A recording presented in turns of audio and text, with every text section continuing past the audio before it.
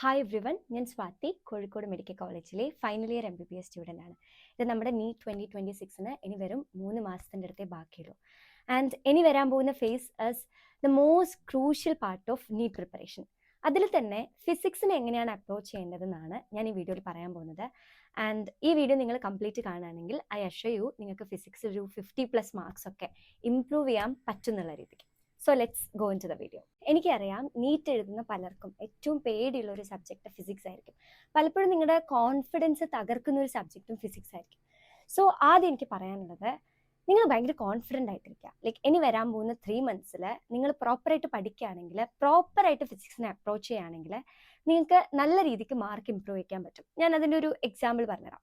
ഇനി വരാൻ പോകുന്ന മാസങ്ങളിൽ മെയിനായിട്ട് നിങ്ങൾ മോഡൽ എക്സാംസ് ആണ് എഴുതാൻ പോകുന്നത്.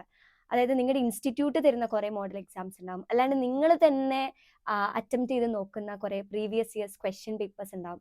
അപ്പോൾ ഇനി വരാൻ പോകുന്ന 3 months എന്തായാലും മോർ ദാൻ 50+ 720 മാർക്സിൻ്റെ എക്സാംസ് നിങ്ങൾ എഴുതാൻ പോകുന്നുണ്ട്. നിങ്ങൾക്ക് കാൽക്കുലേറ്റ് ചെയ്താൽ മനസ്സിലാവും. അപ്പോൾ 50ൽ 45 ഫിസിക്സ് ക്വസ്റ്റ്യൻസ് എടുക്കുകയാണെങ്കിൽ ജസ്റ്റ് മോഡൽ എക്സാംസ് അറ്റൻഡ് ചെയ്തിട്ട് തന്നെ നിങ്ങൾ മോർ ദാൻ 2250 ക്വസ്റ്റ്യൻസ് ചെയ്യാൻ പോവാണ്. അത് കൂടാണ്ട് നിങ്ങൾ സ്വന്തമായിട്ട് ഓരോ ചാപ്റ്ററും റിവൈസ് ചെയ്യുന്ന സമയത്ത് ഒരുപാട് ക്വസ്റ്റ്യൻസ് നിങ്ങൾ അഗെയിൻ പ്രാക്ടീസ് ചെയ്യാൻ പോകുന്നുണ്ട്. അതായത് ഏകദേശം ഒരു 5000-4000 റേഞ്ചിൽ ക്വസ്റ്റ്യൻസ് നിങ്ങൾ ഇനിയും പ്രാക്ടീസ് ചെയ്യാൻ പോവാണ്. ആൻഡ് ഇത്രയും ക്വസ്റ്റ്യൻസ് പ്രാക്ടീസ് ചെയ്യുമ്പം ഞാൻ നിങ്ങൾക്ക് ഉറപ്പ് തരികയാണ്, ഇപ്പോഴുള്ള മാർക്സിനേക്കാളും നിങ്ങൾക്ക് നല്ല രീതിയിൽ ഇമ്പ്രൂവ്മെൻറ്റ് ഫൈനൽ നീറ്റിൽ കൊണ്ടുവരാൻ പറ്റും. അപ്പോൾ ആദ്യം തന്നെ നോട്ട് ഇൻ മൈൻഡ്, ഇനി ആകെ 3 months അല്ലേ ഉള്ളൂ, എനിക്കിപ്പോൾ തന്നെ ഇത്രേ കിട്ടുന്നുള്ളൂ, ഇത്രയും കാലം പഠിച്ചിട്ട് ഇനി എന്ത് ഇമ്പ്രൂവ്മെൻറ്റ് ഉണ്ടാക്കാനെന്ന് ഒരിക്കലും ചിന്തിക്കരുത്. ഇനി വരാൻ പോകുന്ന 3 months എന്ന് പറയുന്നത് നിങ്ങൾ ഓൾറെഡി നിങ്ങളുടെ കോൺസെപ്റ്റ്സും അല്ലെങ്കിൽ നിങ്ങൾ ഓൾറെഡി ഒരു വേണ്ട നോളജൊക്കെ നിങ്ങൾക്കുണ്ട്. ഇനി അതിൻ്റെ മുകളിൽ റിവിഷനും ക്വസ്റ്റ്യൻ പേപ്പർ പ്രാക്ടീസൊക്കെ ചെയ്തിട്ട് നമ്മൾ മാർക്സ് ഇനി നല്ല രീതിക്ക് ഇംപ്രൂവ് ചെയ്യുന്നുള്ള ഒരു പോസിറ്റീവ് മെൻറ്റാലിറ്റി ആദ്യം ബിൽഡ് ചെയ്യുക. ഇനി എങ്ങനെയാണ് മോഡൽ എക്സാംസ് ഒക്കെ വരുന്ന സമയത്ത് ഫിസിക്സിനെ അപ്രോച്ച് ചെയ്യേണ്ടതെന്ന് പറഞ്ഞുതരാം.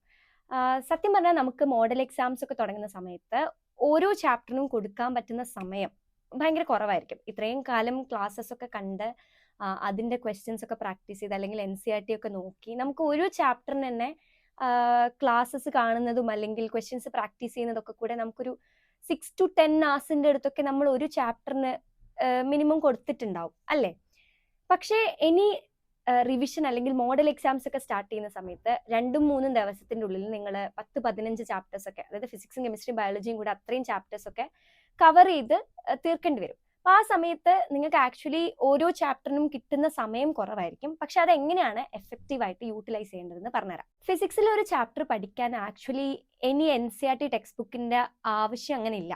അതായത് നിങ്ങൾ ബയോളജിയും കെമിസ്ട്രിയും ഒക്കെ NCERT വായിക്കുന്നത് പോലെ ഫിസിക്സിന് വായിക്കേണ്ടെന്നാണ് ഞാൻ ഉദ്ദേശിച്ചത്. ഫിസിക്സിന് NCERT നോക്കേണ്ട കുറച്ച് ചാപ്റ്റേഴ്സ് ഉണ്ട്. Atoms and nuclei, semi conductors, dual nature of atoms.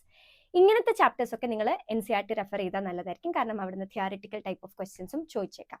ഇനി എങ്ങനെയാണ് ഫിസിക്സ് ഒരു ചാപ്റ്റർ നോക്കേണ്ടതെന്ന് വെച്ചാൽ, നിങ്ങൾ ആദ്യം നിങ്ങൾ എഴുതിയിട്ടുള്ള ഷോർട്ട് നോട്ട്സോ, ഇൻ കേസ് ഷോർട്ട് നോട്ട്സ് ഇല്ലെങ്കിൽ ഇക്വേഷൻ ബുക്ക് ഉണ്ടാവുമല്ലോ. ഇക്വേഷൻ ബുക്ക് ഇപ്പോൾ ആർക്കെങ്കിലും ഇല്ലാന്നുണ്ടെങ്കിൽ കേട്ടോളൂ, അത് ഭയങ്കര ഇമ്പോർട്ടൻ്റ് ആണ്.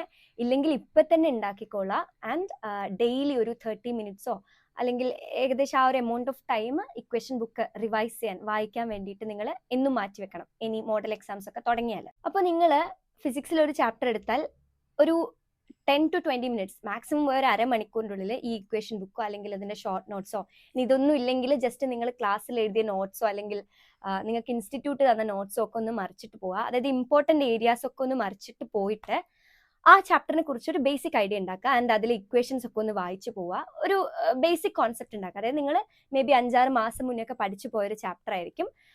ജസ്റ്റ് ഒന്ന് ഓടിച്ചു പോകുന്ന സമയത്ത് റഫായിട്ട് ഈ കാര്യങ്ങളൊക്കെ നിങ്ങളുടെ ബ്രെയിനിൽ കൂടെ ഒന്ന് ഓടിപ്പോവും.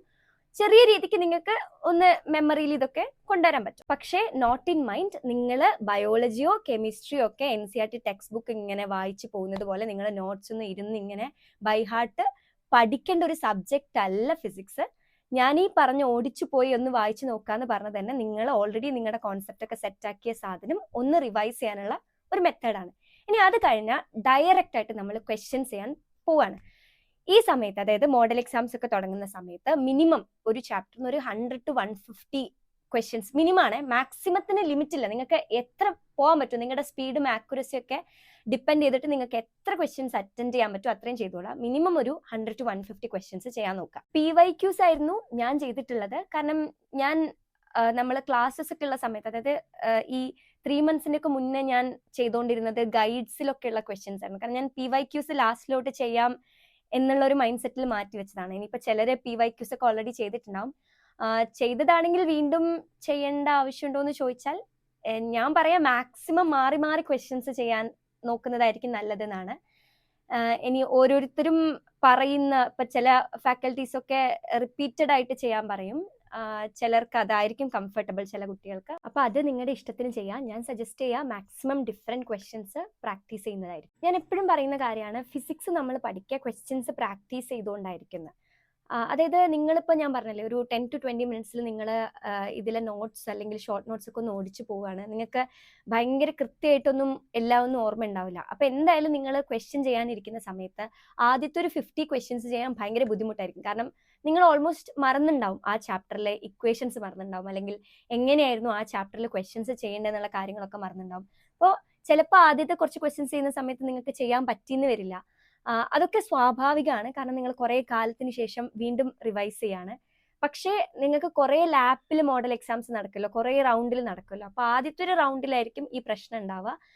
രണ്ടാമത്തെ മൂന്നാമത്തെ ഒക്കെ റൗണ്ട് ആകുമ്പോഴേക്ക് നിങ്ങൾ ആ ഒരു ചാപ്റ്ററായിട്ട് ഭയങ്കര ഫെമിലിയർ ആയിട്ടുണ്ടാവും. അപ്പോൾ ആദ്യം ക്വസ്റ്റ്യൻ ചെയ്യുന്ന സമയത്ത് ബുദ്ധിമുട്ട് തോന്നുകയാണെങ്കിൽ പോലും ഒരിക്കലും ഡീമോട്ടിവേറ്റഡ് ആവരുത്.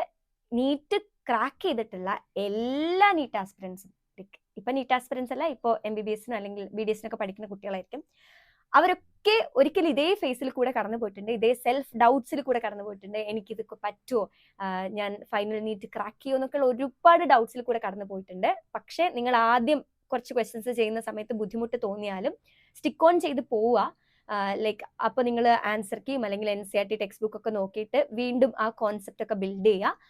പിന്നെ ഒരു കുറച്ച് ക്വസ്റ്റ്യൻസ് ചെയ്യുമ്പോഴേക്കും നിങ്ങൾക്ക് ഒരു ഐഡിയ കിട്ടും. പിന്നെ ബാക്കിയുള്ള ക്വസ്റ്റ്യൻസ് നിങ്ങൾക്ക് കുറച്ച് സ്മൂത്ത് ആയിട്ട് ചെയ്യാൻ പറ്റും. ഇനി ചില കുട്ടികൾക്ക് ആദ്യം തന്നെ PYQs ചെയ്യുന്നതൊക്കെ ഭയങ്കര ബുദ്ധിമുട്ടായിരിക്കും. കാരണം കുറെ കാലത്തിന് ശേഷം ഒരു ഗ്യാപ്പ് വന്നിട്ട് വീണ്ടും ആ ചാപ്റ്ററിൽ പെട്ടെന്ന് ഭയങ്കര ഡിഫിക്കൽട്ടായിട്ടുള്ള ക്വസ്റ്റ്യൻസ് ഒക്കെ ചെയ്യുന്ന സമയത്ത് മേ ബി ഭയങ്കര ബുദ്ധിമുട്ടായിരിക്കും. അങ്ങനെയുള്ള കുട്ടികൾക്ക് ഒരു ലാഡർ പോലെ, അതായത് ആദ്യം ഭയങ്കര കോൺസെപ്റ്റ് ബേസ്ഡ് ആയിട്ടുള്ള ക്വസ്റ്റ്യൻസ് ഒക്കെ പ്രാക്ടീസ് ചെയ്ത് നിങ്ങളുടെ കോൺസെപ്റ്റ് ഒക്കെ വീണ്ടും ഒന്ന് ഫേം ആയിട്ട് ഒന്നുകൂടെ മനസ്സിലേക്ക് എടുത്തതിന് ശേഷം സ്റ്റെപ്പ് ബൈ സ്റ്റെപ്പ് ആയിട്ട് ആ ഒരു ഡിഫിക്കൽട്ടി ലെവൽ കൂടി വരുന്ന ടൈപ്പ് ഓഫ് ക്വസ്റ്റ്യൻസ് കിട്ടുകയാണെങ്കിൽ ദാറ്റ് വുഡ് ബി ബെറ്റർ അല്ലേ. അപ്പൊ അങ്ങനെ ഈ ലാസ്റ്റ് 3 months ഫിസിക്സ് പ്രിപ്പറേഷന് വേണ്ടിയിട്ട് ഒരു ലാഡർ പോലെ ക്വസ്റ്റ്യൻസ് സ്ട്രക്ചേർഡ് ആയിട്ട്, അതായത് ആദ്യം കുറച്ച് ഈസി ലെവലിൽ കോൺസെപ്റ്റ് ബിൽഡ് ചെയ്യുന്ന ടൈപ്പ് ഓഫ് ക്വസ്റ്റ്യൻസ്, പിന്നെ കുറച്ചുകൂടി ഒരു മീഡിയം ലെവൽ ക്വസ്റ്റ്യൻസ്, പിന്നെ കുറച്ച് ഡിഫിക്കൽട്ടി ലെവൽ അല്ലെങ്കിൽ ഭയങ്കര നിങ്ങൾക്ക് നീറ്റിൽ ചോദിക്കാൻ പറ്റുന്ന maximum difficulty type of questions വരുന്ന രീതിക്ക് ഒരു സ്ട്രക്ചേർഡ് രീതിയിൽ ക്വസ്റ്റ്യൻസ് അറേഞ്ച് ചെയ്തിരിക്കുന്ന ഒരു പ്ലാറ്റ്ഫോമാണ് മെമോനീറ്റ്.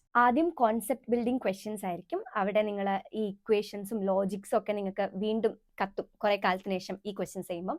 പിന്നെ അവർ NCERTയിലുള്ള ടൈപ്പ് ഓഫ് ക്വസ്റ്റ്യൻസും NCERT എക്സാംപ്ലർ ക്വസ്റ്റ്യൻസും പ്രൊവൈഡ് ചെയ്യും.